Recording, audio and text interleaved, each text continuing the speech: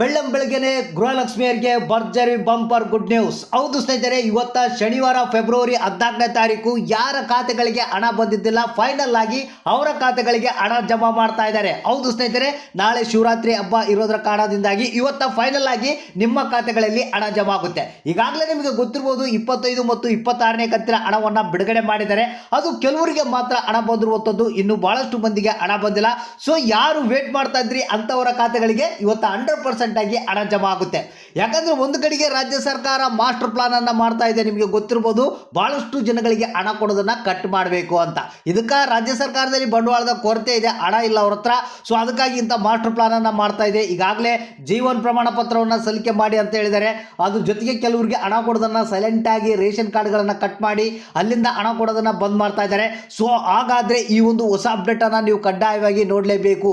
ಯಾರಿಗೆ ಸತತವಾಗಿ ಹಣ ಬಂದಿಲ್ಲ ಅಂತ ಕೇಳ್ತಾ ಇದ್ದೀರಿ, ಯಾಕೆ ಸರ್ ನಮಗೆ ಬರ್ತಾ ಇಲ್ಲ, ಬೇರೆಯವರಿಗೆಲ್ಲ ಬರ್ತಾ ಇದೆ, ಏನು ಸಮಸ್ಯೆ ಆಗ್ತಾ ಇದೆ ಅಂತ ಗೊತ್ತಾಗಿಲ್ಲ ಅಂತ ಕೇಳ್ತಾ ಇದ್ದೀರಲ್ಲ, ಅಂಥವರು ಕಡ್ಡಾಯವಾಗಿ ಈ ಒಂದು ಮಾಹಿತಿಯನ್ನು ನೋಡಲೇಬೇಕು. ಎಲ್ಲಿ ನಿಮ್ಮ ಹಣ ಸ್ಟ್ರಕ್ ಆಗ್ತಾ ಇದೆ, ಯಾಕೆ ಆಗ್ತಾ ಇದೆ, ಏನು ಮಾಡಿದರೆ ನಿಮ್ಮ ಖಾತೆಗಳಿಗೆ ಹಣ ಬರೋದಕ್ಕೆ ಪ್ರಾರಂಭ ಆಗುತ್ತೆ ಅನ್ನೋದ್ರ ಬಗ್ಗೆ ಕಂಪ್ಲೀಟ್ ಆದಂಥ ಒಂದು ಹೊಸ ಅಪ್ಡೇಟನ್ನು ತಿಳಿಸ್ಕೊಡ್ತೀನಿ.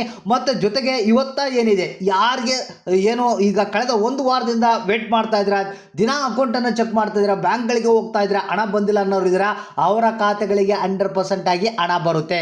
ಕೆಲವೊಂದು ಟಿಪ್ಸ್ಗಳನ್ನು ಹೇಳ್ತೀನಿ, ಅದನ್ನ ಫಾಲೋ ಮಾಡಿ. ಅದೇ ರೀತಿಯಾಗಿ ನಿಮ್ಮ ಖಾತೆಗಳಿಗೆ ಕಂಟಿನ್ಯೂ ಆಗಿ ಹಣ ಬರೋದಕ್ಕೆ ಪ್ರಾರಂಭ ಆಗುತ್ತೆ.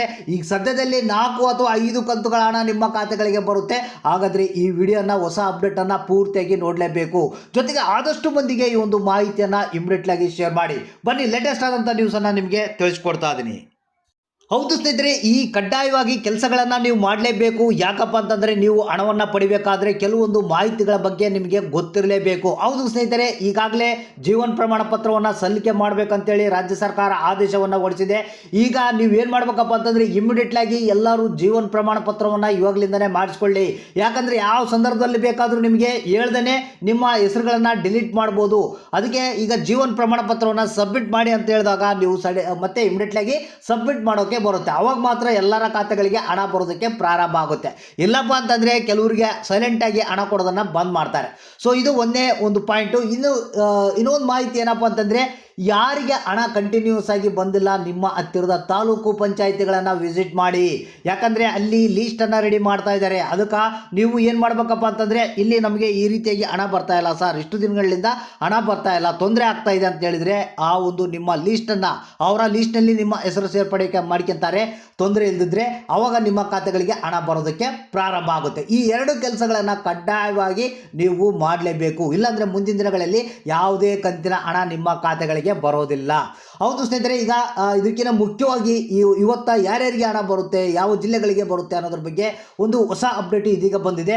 ಸ್ನೇಹಿತರಲ್ಲಿ 25 ಮತ್ತು 26ನೇ ಕಂತಿನ ಹಣ ಕಂಟಿನ್ಯೂಸ್ ಆಗಿ ಬಿಡುಗಡೆ ಆಗ್ತಾ ಇದೆ.